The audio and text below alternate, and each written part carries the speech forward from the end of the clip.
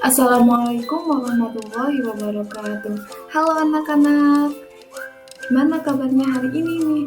Semoga sehat-sehat selalu ya. Pada kali ini kita akan membahas mengenai pecahan biasa dan pecahan desimal serta pengoperasiannya. Simak terus ya sampai akhir. Yang pertama, kita akan membahas mengenai apa itu pecahan. Pecahan adalah bagian dari suatu kesatuan yang utuh. Misalnya, kita memiliki sebuah pizza. Kemudian, pizza tersebut kita belah menjadi beberapa bagian. Nah, bagian-bagian dari pizza yang sudah dipotong atau dibelah tadi itu bisa dinamakan pecahan. Nah, anak-anak, pecahan itu biasanya berbentuk A per B, di mana A disebut pembilang dan B disebut sebagai penyebut. Di sini ada contoh 1 per 2. Nah, yang 1 itu merupakan pembilang, sedangkan yang 2 itu disebut penyebut. Nah, misalnya kita di sini mempunyai sebuah lingkaran yang sudah dipotong menjadi 4 bagian, dan salah satu bagian dari lingkaran tersebut sudah kita arsir. Nah, bagian yang diarsir itu bernilai 1 per 4, yaitu satu bagian dari 4 bagian atau dari 4 potongan. Sedangkan yang belum diarsir bernilai 3 per 4, yaitu 3 bagian dari 4 potong keseluruhan lingkaran. Nah, anak-anak, bisa kita simpulkan dari sini bahwa penyebut merupakan jumlah dari keseluruhan benda yang utuh yang sudah dipotong kita. Sedangkan pembilang merupakan jumlah beberapa bagian benda yang sudah dipotong. Selanjutnya, kita ke pengoperasian pecahan biasa. Yang pertama ada penjumlahan dan pengurangan. Dalam penjumlahan dan pengurangan pecahan biasa, ada yang perlu kita ingat nih anak-anak, yaitu jika penyebut dari dua pecahan yang dijumlahkan maupun yang dikurangkan berbeda, kita harus menyamakan terlebih dahulu dengan cara mencari KPK-nya. Kemudian baru deh kita dapat menjumlahkan atau mengurangkan pembilangnya. Nah, kita di sini ada contoh soal ya anak-anak, di mana 1 per 4 ditambah dengan 2 per 4. Nah, di sini penyebutnya sudah sama nih anak-anak, berarti kita tinggal jumlahkan pembilangnya saja, yaitu 1 ditambah 2 sama dengan 3. Nah, jadi hasil dari 1 per 4 ditambah 2 per 4 sama dengan 3 per 4. Selanjutnya ada 3 per 5 dikurangi 1 per 5. Nah, di sini penyebutnya kan sudah sama seperti yang tadi, maka kita tinggal mengurangi pembilangnya saja. 3 dikurangi 1 berapa anak-anak? 2. Nah, berarti hasil dari 3 per 5 dikurangi 1 per 5 sama dengan 2 per 5. Selanjutnya ada contoh soal 1 per 3 ditambah 2 per 9. Bisa kita lihat di sini bahwa penyebutnya itu berbeda, maka kita harus menyamakannya terlebih dahulu. Dengan cara apa? Dengan cara mencari kelipatan persekutuan terkecil atau KPK-nya terlebih dahulu. Kita lihat di sini 1 per 3 ditambah 2 per 9, maka kita harus mencari KPK 3 dan 9. Untuk mencari KPK-nya, kita uraikan nih kelipatan 3 dan kelipatan 9. Kelipatan 3 terdiri dari 3, 6, 9, 12, dan seterusnya. Sedangkan kelipatan 9 terdiri dari 9, 18, 27, dan 36, serta seterusnya. Nah, setelah diuraikan seperti ini, kita cari angka atau kelipatan dari 3 dan 9 yang sama. Ternyata angka yang sama adalah 9. Maka kita dapatkan KPK dari 3 dan 9 adalah 9. Kemudian kita ubah di sini penyebutnya menjadi 9. Selanjutnya, untuk mengisi pembilang yang kosong di atas itu, kita dapat menggunakan cara yaitu dengan 9 dibagi 3, kemudian dikali dengan 1. Dan 9 dibagi 9, kemudian dikali dengan 2. Kita hitung nih bersama-sama. 9 dibagi 3 sama dengan 3. Kemudian 3 dikali 1 sama dengan 3. Kita tulis di sini jadi 3/9. Kemudian 9 dibagi 1 sama dengan 1. 1 dikali 2 sama dengan 2. Jadi kita dapatkan 2/9. Nah, setelah itu kan penyebutnya sudah sama nih anak-anak. Kita bisa langsung menjumlahkannya.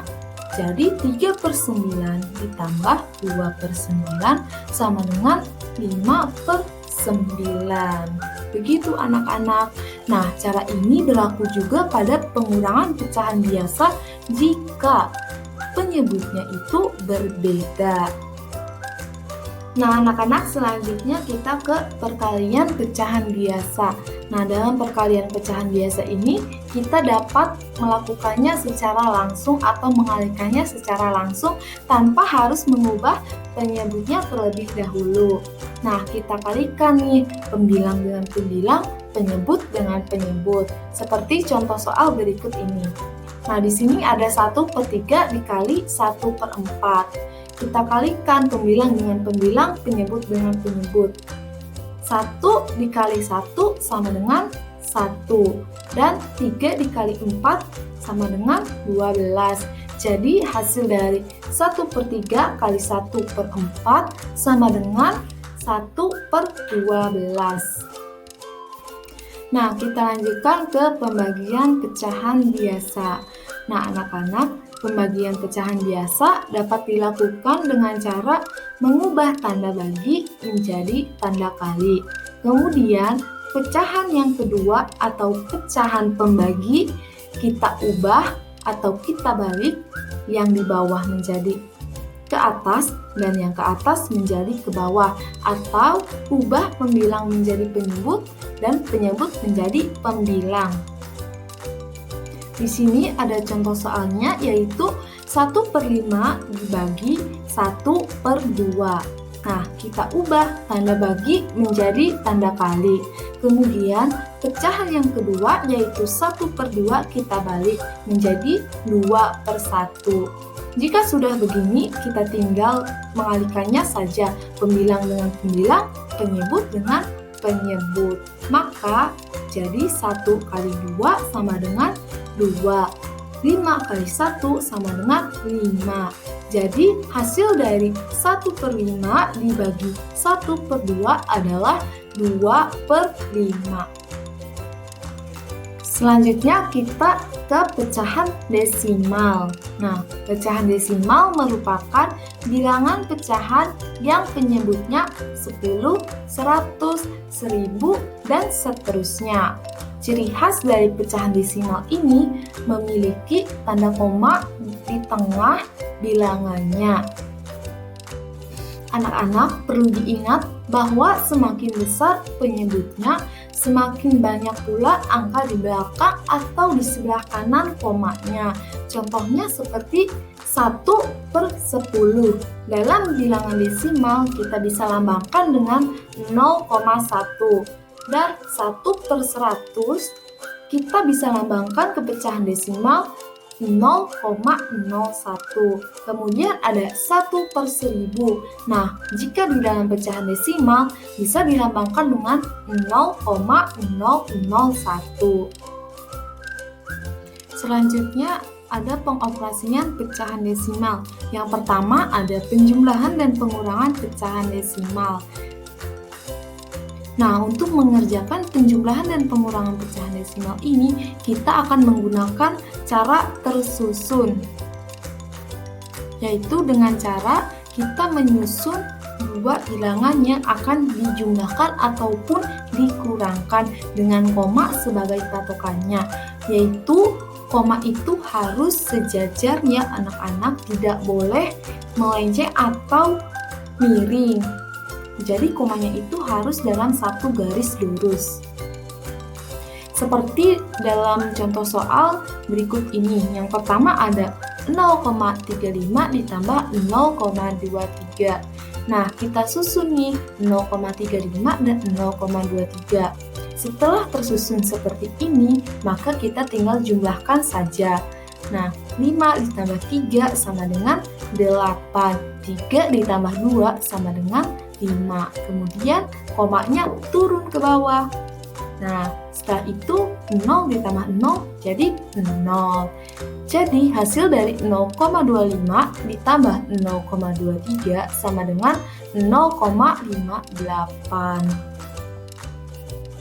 Selanjutnya ada contoh soal mengenai pengurangan pecahan desimal, yaitu 1,36 dikurangi 0,25. Nah, kita susun 1,36 dan 0,25 ini secara tersusun rapi seperti yang ada di sini ya anak-anak. Kemudian setelah disusun, kita langsung saja dikurangi. 6 dikurangi 5 sama dengan 1. 3 dikurangi 2 sama dengan 1. Nah, komanya turun ke bawah. Kemudian 1 dikurangi 0 sama dengan 1. Jadi hasil dari 1,36 dikurangi 0,25 sama dengan 1,11. Di sini ada contoh soal 0,25 dikali 0,5.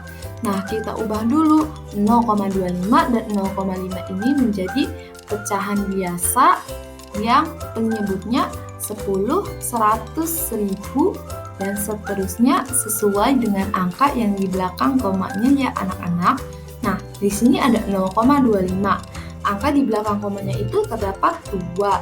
Berarti pecahan biasanya berbentuk 25/100. Sedangkan 0,5 angka di belakang komanya hanya terdapat 1, maka pecahan biasanya yaitu 5/10. Nah, kita sudah dapatkan nih pecahan biasanya, yaitu 25/100 dikali 5/10. Selanjutnya kita tinggal kalikan, 25 dikali 5 sama dengan 125. Dan 100 dikali 10 sama dengan 1000. Jadi hasilnya 125/1000.